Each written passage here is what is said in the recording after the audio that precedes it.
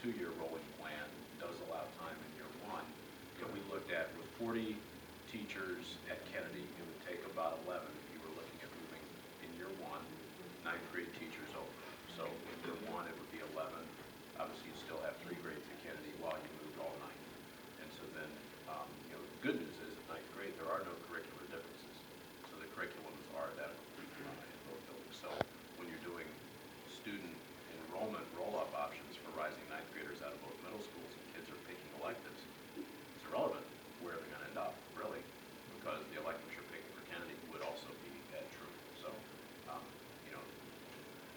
not to minimize it, because it's certainly a big undertaking, but I think the report that the task force, the revitalization committee put together was pretty complete. Right. And yet, if the board is of the mind that this isn't the year to do this, then we do have other options, but it will just mean other ways to get at efficiencies in and about, if we think about that $3 million factor, is this the year, going back to the original 10 recommendations of the task force for elementary redistricting, is this the year for that? Is this the year we're looking at moving board office, or moving pupil accounting down and moving board office? So there were other recommendations in there that weren't affected. Bottom line, you can't do 10 things in one summer, so you have to bite it off in a manageable chunk.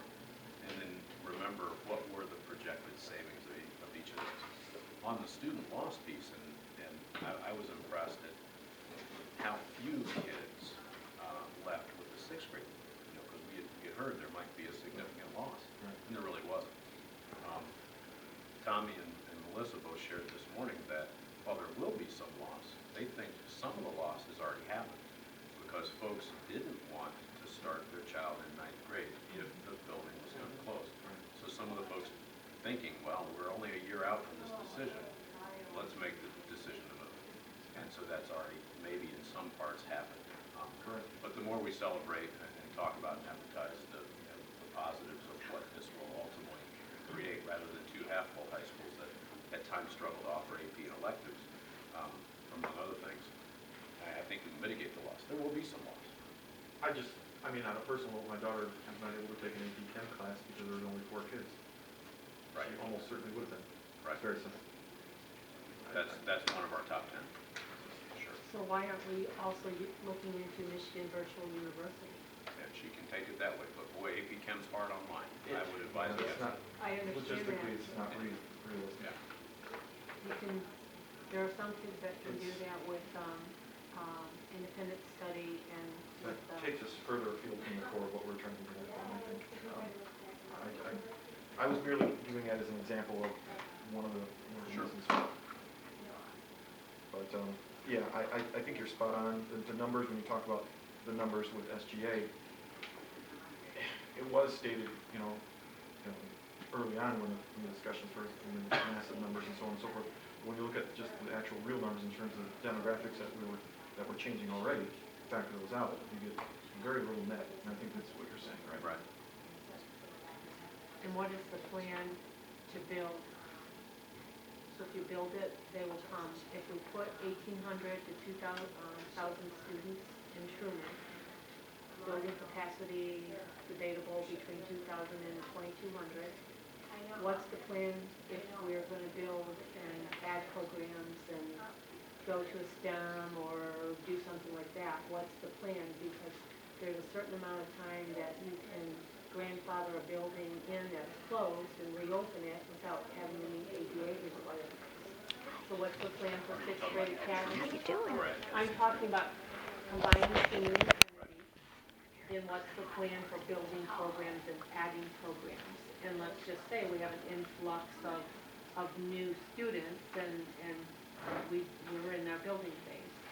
What are we adding? What are we giving? When we made the 6th grade academy, that was something we gave back to the parents for closing the other elementaries and that type of thing. So what's the plan to build? What's the plan to add classes? That's the kind of thing that Currently, we the need magnets to. and the stems would fit in Truman.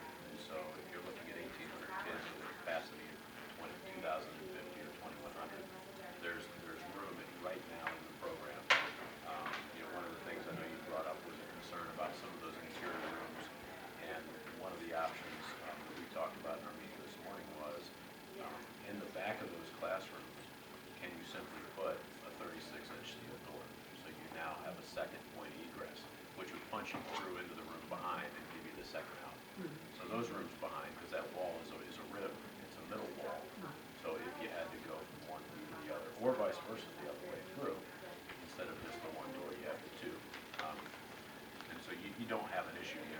10 doors, it's 10 doors.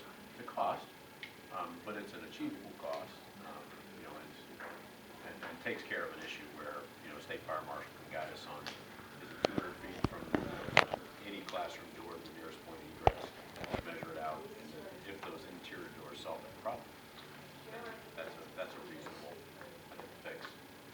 So, there'll be some costs. There's gonna be a lot of, Oh, yeah. even if you have double security. Yep. Well, that's already in the budget. Okay. You know, so like when we think about, we hit that this morning in our meeting, when we think about that building, we're talking about adding, you know, we have 3 and 2.5, those 2.5 security follow kids. Okay. So they're already here, you know, so there's no cost. You know, your assistant principal core will have to grow, your counselors will have to come over, so those costs are embedded. If we're just looking at, you know, some of the redundant costs, there will be some redundant costs, with staffing reductions, but there'll also be, you know, significant savings gonna be just the physical plant maintenance that we're spending to keep it going, and the heating costs, which are exorbitant, so. And that kind of went into both Kennedy's information and the facility update. Was there anything else on the No. facility update? The only thing I wanted to share that I had on my notes was I'm still waiting on the written report from Detroit Boiler, because I know we spoke about that last time. That was the 1.2 to 1.5 million to gut the building and repipe it with black galvanized. 2 million was the quote for PEX or copper. So I hopefully will get that in writing where I can share that with the board. I've got a couple of other things that kind of tie in. One is just a visual on bus vendors. Again, we don't have a presentation or a proposal ready, but we will have one soon, and this is from Steve, so let me pass this around. Copies coming down the line for everybody. So you see on the front page, we've got Capital City, Hoekstra, and then Holland. And so this is something Steve has put together on the, you know, you've got your cost per bus, mid-size, full-size, or 77-passenger conventional. And then on the back, if you look at what he's recommending, he broke this down across 3 years. And so you could stagger, if you had greater building costs in year 1, you could stagger this and start in year 2. Or you could jump right on this and go year 1 and go 1, 3, 5 instead of 1, 2, 3. Or, you know, we could put together a 5-year plan. You know, one of the things we'll have to be cognizant of is as we're doing elementary redistricting and as we're looking at taking some existing buses out of the motor pool, what is the need? You know, as if numbers change, you know, we don't need to get back to the same exact number of buses we currently have. Right now, if we have a certain number of buses that are spares, you know, because of age and those sorts of things, buses, that number changes. So once I get this nailed down, as we get the other, you know, as Debbie said, as we get the other proposals in, and we know where these other buildings' costs are, then we can better balance this piece, and then the piece that Mary Ann will be talking about in some greater detail with the board tonight, with the instructional tech ideas. You know, all that ties together. And then correct me if I'm wrong, this, everything, the buses and the phones, that all comes out of the general fund. These buses will come out of bond This money. would be bond Okay. money, yeah. Because I was gonna say with if we fix the phone bill, that would fund this itself. Yeah.